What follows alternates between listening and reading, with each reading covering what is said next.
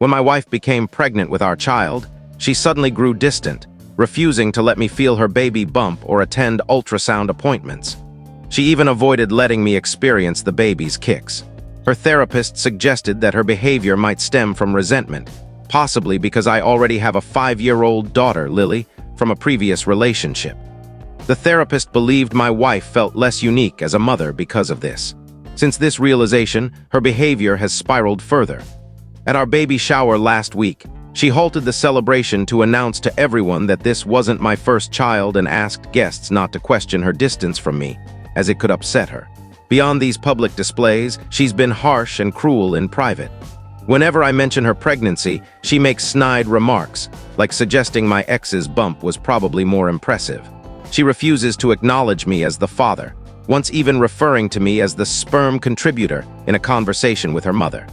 When we're out together, she wears oversized clothing to hide her bump, pulling her shirt down if she notices me entering the room. One day she sat close to me, her bump right in front of me. I gently touched it, telling her she was the most radiant woman I'd ever known, an amazing stepmom to Lily, and that I couldn't wait to see our family grow. It was the first time I truly felt the baby, so I kept my hand there saying, "I already love you so much. I'm so excited to meet you. I hope you have your mom's smile." She slid away, commenting, "I bet your ex's bump was bigger. You probably loved watching Lily move." I tried to explain that I don't see it that way. Lily is special. But this is a new, unique joy because it's with her, and our baby is a distinct person. She walked out, her shoulders trembling as she cried. I'm certain she hasn't cheated, but I can't understand why she's blocking my happiness about our child. Outside of baby-related topics, our life feels normal. She's loving, initiates closeness, and praises me as a wonderful husband who's made her pregnancy easier. We plan our future, enjoy date nights, and function well together. But during a recent argument, I lost control. During a work break, I visited a baby store and bought items from her nursery Pinterest board, along with flowers, a prenatal massage voucher, and her favorite meal. She seemed appreciative, but when I returned home after work, the baby items were gone. She explained she'd returned them to buy things for Lily, claiming Lily would feel neglected otherwise. I broke down, crying for the first time in our marriage, and shouted that having a child with her was my biggest regret, that even my unfaithful ex allowed me to connect with my unborn child.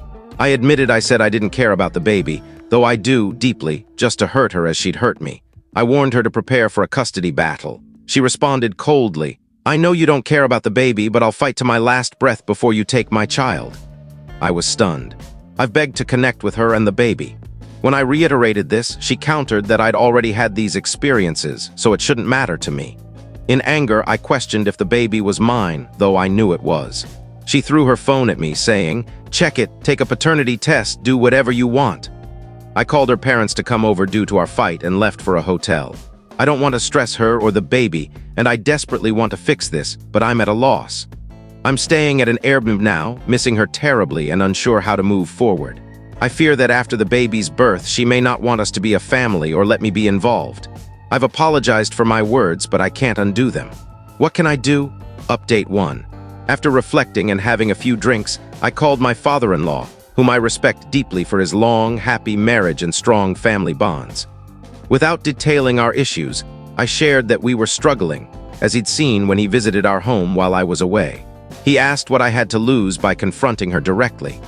I admitted I feared pushing her further away, but he pointed out I was already living separately, worrying about divorce. What more could I lose? He urged me to return home and be firm. I agreed to come back the next day. Her parents offered to take Lily for a holiday activity and a sleepover, which I approved. The next day, I arrived with flowers and ingredients for dinner. When she asked why I was there, I said it was my home and I wanted to talk. I apologized thoroughly for my outburst. Then I insisted it was her turn to explain. She initially claimed everything was fine, but I pressed, saying my heart was shattered, that we'd overcome challenges together, and she was lying to me. After 30 minutes of her crying, she admitted she feared our relationship would collapse if she was honest. She confessed that my having a child already made her pregnancy feel less special, though she hadn't expected it to affect her so deeply.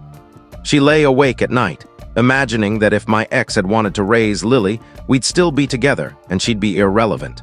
My excitement about our baby, wanting to touch her bump or treat her kindly, reminded her of me with my ex, doing the things she'd looked forward to sharing with me.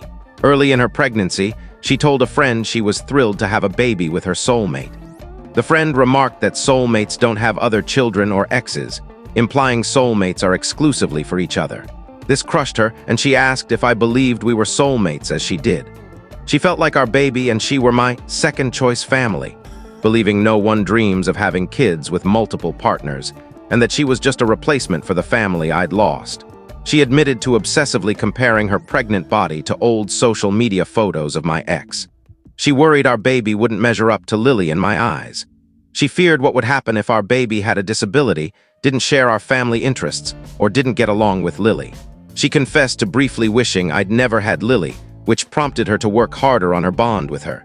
She was scared that between work and Lily, I wouldn't have time to bond with our baby. She found online articles about fathers not connecting with kids until they're older, fueling her anxiety. When I tried to bond with the baby, she worried it wouldn't live up to Lily.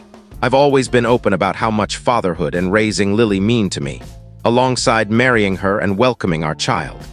She said this initially made her eager to build a big family with me, but now she wondered if our baby would be a burden rather than a joy, since the novelty wasn't there for me. She feared a newborn or toddler wouldn't hold my interest compared to Lily, who can participate in activities. She shared articles of men saying they didn't bond with their kids until age 4, and videos of parents being stricter with first kids and laxer with later ones, which she interpreted as people caring less with each child. She felt she was disrupting our family, especially during a zoo trip cut short by a hospital visit. She cried, fearing Lily would resent her and the baby, and that I'd be upset about missing planned activities. While I work, she and Lily spend time at libraries and parks, often biking together, which we do as a family on weekends. Her pregnancy has limited biking, so we've shifted to indoor activities. She said Lily expressed frustration, saying she hated her because she couldn't bike as much. I offered to address this with Lily, but my wife asked me not to, citing the upcoming changes and her own sadness about missing biking. Months ago, she suggested we read stories together. Lily picked the first book, and my wife chose her childhood favorite for me to read to the baby and Lily, citing bonding benefits. I read another of Lily's choices afterward. The next day, while I was at work, Lily tore pages from my wife's book. My wife planned to tell me, but her friend, the one who questioned our soulmate status, warned her I'd think she was lying to sabotage my bond with Lily. She explained she didn't share her feelings because they confused her. She wanted me to focus on Lily to prevent jealousy, but felt hurt when I did, wishing we'd had our first child together. She loved Lily but resented the situation. By the time I noticed something was wrong and suggested therapy, she knew her behavior was off but couldn't admit she'd missed out on experiences with me. She doubled down, fearing she'd ruined her first pregnancy. She found online forums where people judged others harshly for negative feelings about stepchildren, and feared I'd judge her similarly. She said if I'd expressed such feelings about Lily, she'd be furious, so she assumed I'd feel the same. We both cried for hours.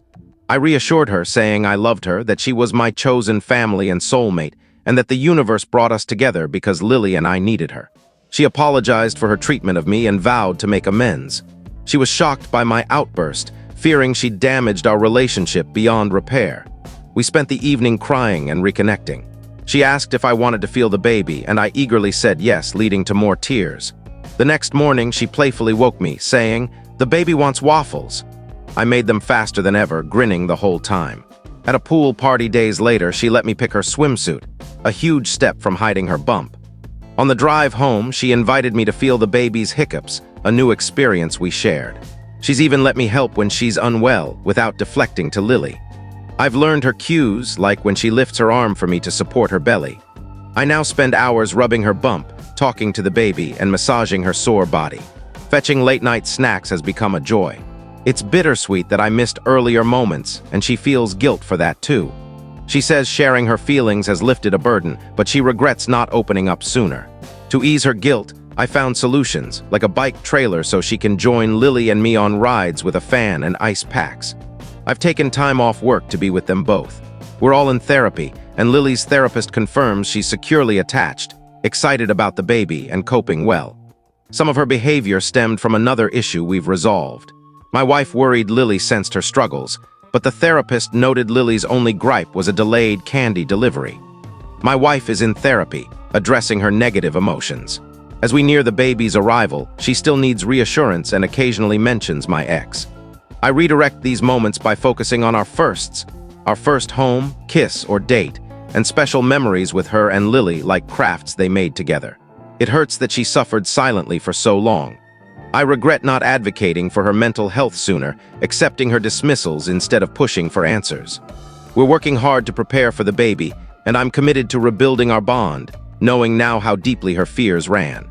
If you found this story compelling, give it a like, subscribe for more, and hit the bell icon to stay updated on our next stories. See you soon.